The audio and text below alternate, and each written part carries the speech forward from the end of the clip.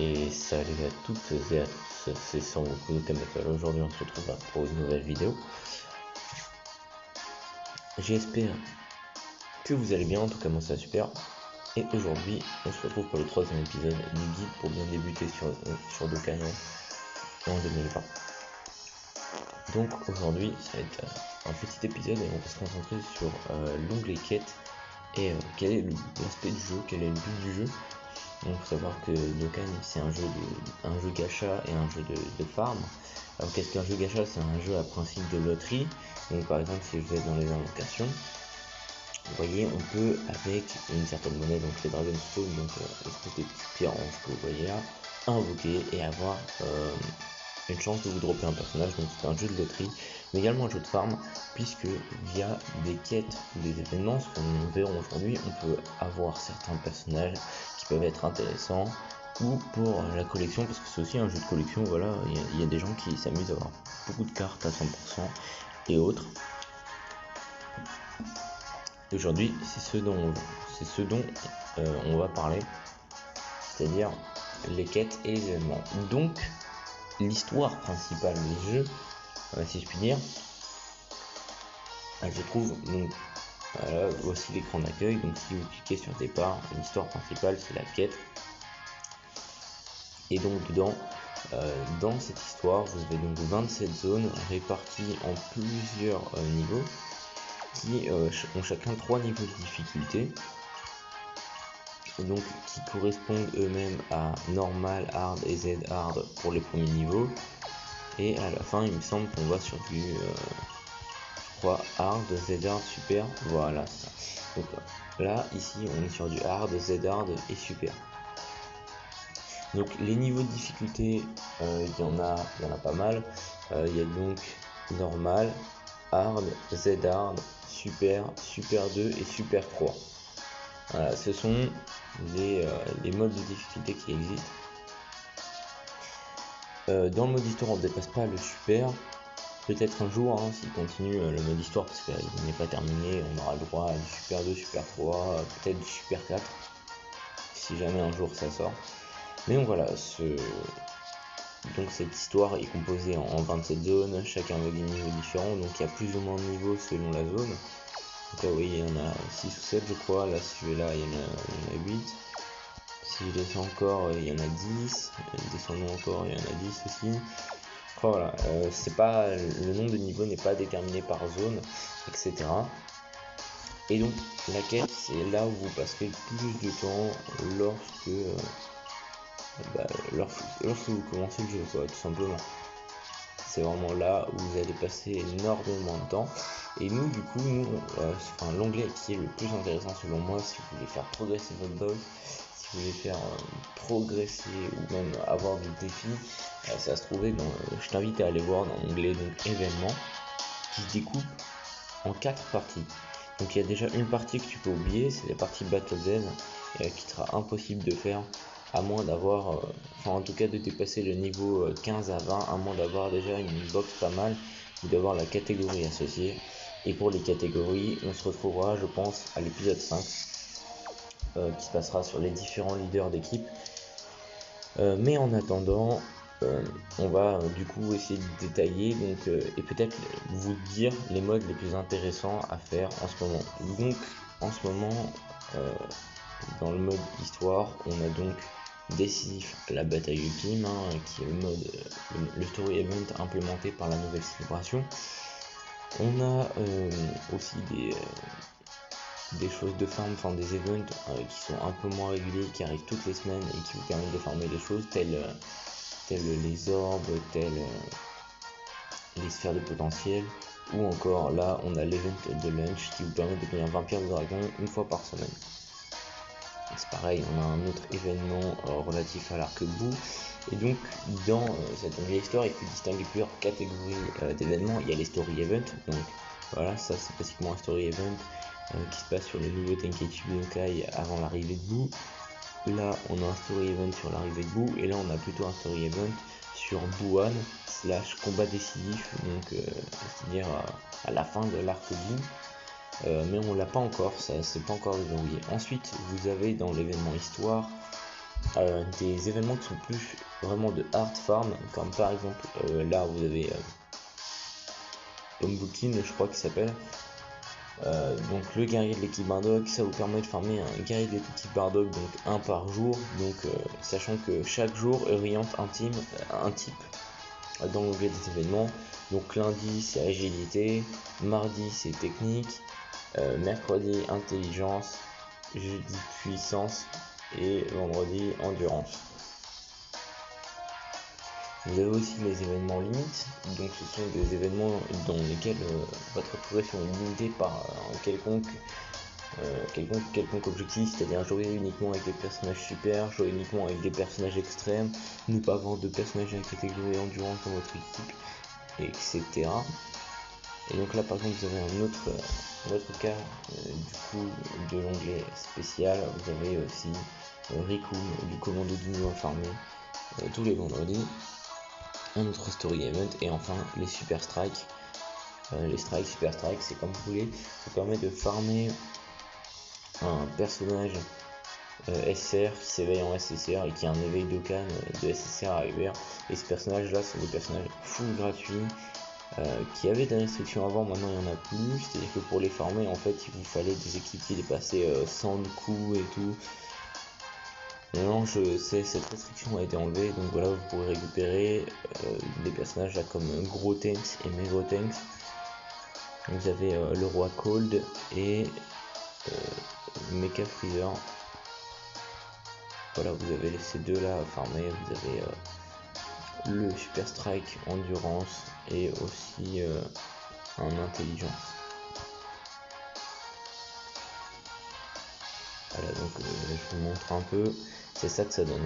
Donc je vous conseille pas de farmer tous les Super Strike, ou au pire vous pouvez essayer de mettre les Super Strike à 100%. Je pense que c'est peut-être un truc que je ferai plus tard là, parce qu'en ce moment vous voyez, je suis bientôt niveau 500 en étant free to play. Il me reste encore plein de choses à faire, vous ne me prenez pas, mais ça peut être un bon objectif pour plus tard, peut-être en 520, en 530, monter vraiment. Là j'essaie de monter toutes les unités free to play à 100%, mais les unités free to play, des story events ou des spéciales, enfin qui l'étaient déjà, mais voilà, avoir une belle petite box. Et ensuite plutôt, on se dirige donc dans l'onglet préparation. Ce sont des onglets uniquement destinés à augmenter ou en tout cas à vous aider dans l'immédiat avec les teams que vous avez en cours, pas à farmer des personnages, à mieux vous débrouiller. C'est-à-dire que par exemple là nous avons Saiyan Glouton, donc c'est un événement qui vous permet d'obtenir de la viande qui vous sert à régénérer votre barre d'ACT, donc votre barre entre guillemets d'action quotidienne. Vous avez le tournoi de Mister Satan qui vous offre des statuts qui vous donnent de l'argent pour pouvoir éveiller vos personnages, acheter des items, etc. Vous avez l'event donc qui ne va pas vous intéresser pour l'instant, mais on y est, c'est l'événement intense de niveau divin. Donc entraînement intense de niveau divin, ça vous permet de récupérer des sphères qui augmentent la puissance de vos unités. Donc ça on en reparlera épisode peut-être 7 en tout cas, un peu plus tard, c'est vraiment pas la priorité pour le moment. Là vous avez le combat, je pense que c'est vraiment, si vous avez quelque chose à farmer en priorité après l'équipe Bardock et l'équipe Binu, c'est ce perso là, c'est fini jouer combat super sérieux. Tout d'abord parce que le réussir et finir ses restrictions vous permettra de débloquer autre chose plus tard. Donc ce sera sûrement le sujet de la prochaine vidéo, parce que avec ce que je vous dis, normalement vous pouvez monter quelques centaines de niveaux sans avoir rien à faire. Et vous avez les événements limités d'endurance, donc événements limités tech. Voilà, ça c'est les événements qui vous permettent de gagner des sphères de potentiel et donc qui permettent de déverrouiller l'arbre de compétences de votre unité, chose que comme je dis on s'attardera plus tard. Là vous avez l'event de Pan qui revient chaque semaine, c'est un event vraiment super, parce qu'il vous permet de monter de niveau très rapidement, les bas niveaux c'est vraiment très rapide. Malheureusement pour pouvoir l'optimiser à 100%, ce niveau là il faut déjà avoir une base d'ACT.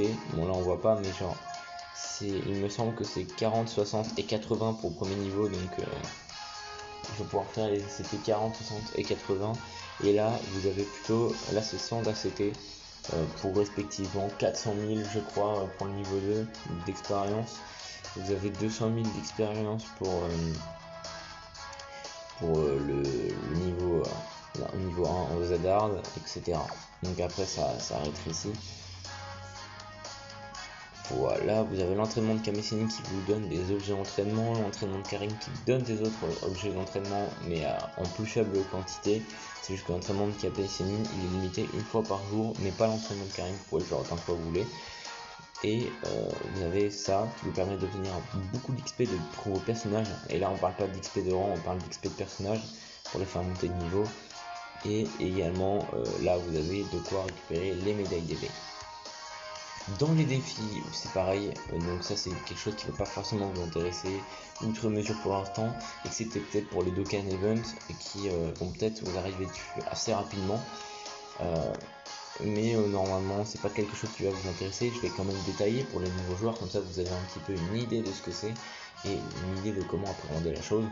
Donc là en premier lieu vous avez donc les Dokkan Event features donc qui sont en ce moment, donc ça c'est vraiment les Dokkan Event qui sont sortis récemment. Ce que vous voyez au dessus c'est ceux des nouveaux personnages, ou du moins les niveaux qui ont été renouvelés pour les nouveaux personnages. Donc là en l'occurrence on a équipe dépendante de combativité qui existait déjà pour un personnage, et l'effrayante transformation magique qui existait aussi pour un autre personnage, mais dans lesquels on a rajouté des nouveaux niveaux pour pouvoir réveiller les nouveaux personnages. Donc des Dokkan Event, je vous ai déjà introduit la notion de boss. Un Dokkan Event c'est un niveau donc, sur un plateau simple, donc c'est un seul ennemi globalement, pas toujours sur les premiers events, sur les premiers Dokkan Event il me semble qu'il y avait des ennemis, mais dans les Dokkan Event récents, ou du moins de quelques années, un Dokkan Event égale un boss qui a plusieurs phases, et dans ces phases il peut y avoir certaines restrictions, par exemple empêcher le stun. Donc le stun c'est pouvoir, que votre ennemi ne puisse pas attaquer pendant un certain tour, peuvent empêcher le blocage de SP, donc voilà, le fait que l'ennemi ne puisse pas utiliser sa SP. Il y a les réductions de défense, réduction d'attaque, sur lesquels ils peuvent être immunisés. Et donc basiquement plus vous allez dans des Dokkan Event récents avec des personnages récents et forts, plus vos événements seront compliqués. C'est à dire que si vous cherchez à éveiller un personnage qui est assez vieux, vous n'allez pas aller taper le niveau 4, ce sera le niveau 2, voilà, et il est beaucoup plus simple. Donc ensuite vous avez la catégorie défi, donc là vraiment le nom est dedans, la sauce est lâchée. Défi c'est un défi, c'est que ce sont des modes qui peuvent être très compliqués la plupart du temps. Je pense à l'histoire sans fin de Dragon Ball qui dépend d'un niveau peut-être vraiment assez compliqué. Les nouveaux, voilà, les nouveaux, je parle évidemment, ça commence à devenir chaud franchement, boss de film. DBS c'est assez compliqué, contre les enfants et guerrier de l'univers 6 c'est quand même très compliqué, hein, on n'est pas vraiment sur de la difficulté de base. Là c'est pas tout le monde qui peut se permettre de taper ces niveaux là, faut avoir vraiment une box assez conséquente avec des bons personnages pour pouvoir les faire. Ensuite vous avez le Goku Rush. Donc Goku Rush qui est un niveau pareil très compliqué à mon sens, mais qui commence, même qui peut se faire assez facilement dans certaines catégories dû à l'explosion de personnages qui peuvent augmenter leur défense à l'infini. Ça rend certaines catégories beaucoup plus simples à jouer en Goku Rush, et de toute façon le Goku Rush sera un épisode à part entière je pense du guide pour bien débuter à Dokkan, mais là je pense qu'on va aller peut-être dans la dizaine d'épisodes. Vous avez les combats éminents. Donc les combats éminents ce sont des combats, ou évidemment des niveaux qui vous permettent de farmer des personnages free to play, donc des personnages gratuits, et pouvoir les monter en LR gratuitement. Donc ce sont les niveaux qui vous permettent d'avoir des LR gratuits. Donc là si je prends celui-là par exemple, vous pouvez dropper dans le premier niveau ce Krillin, dans le deuxième l'éveiller en ce Krillin, et dans le troisième avoir votre Krillin LR.